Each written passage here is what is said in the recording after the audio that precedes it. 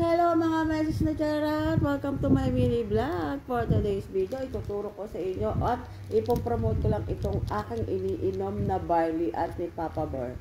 Kaming dalawa umiinom nito once a day. Nasa inyo kung gusto nyo sa umaga or sa gabi. Kami sa umaga namin ito iniinom. Ang result nito, lalo na kay Papa Bear dahil siya, diabetic.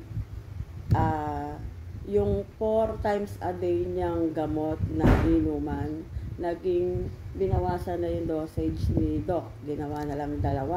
O, diba? Nakatipid na siya. Naging healthy pa siya. Diba? Kaya wag po kayo mag-atubiling uminom ng mga barley. Siguro kahit anong brand, basta original siya kasi may mga fake. Hindi ko inaano na ito ang gamitin nyo. Ibig ko sabihin, mag-barley kayo. Totoo kasi. Ang lasa nito, lasang gamot. Ay, lasang damo. Para tayong mga kambing o kabayong ewan. Okay.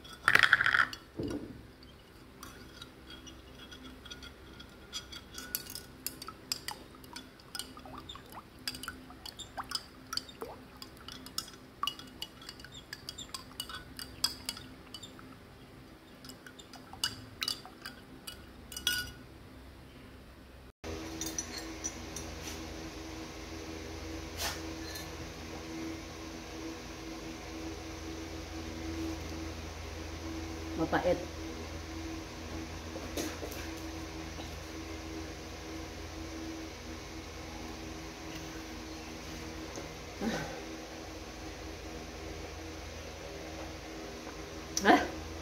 Okay.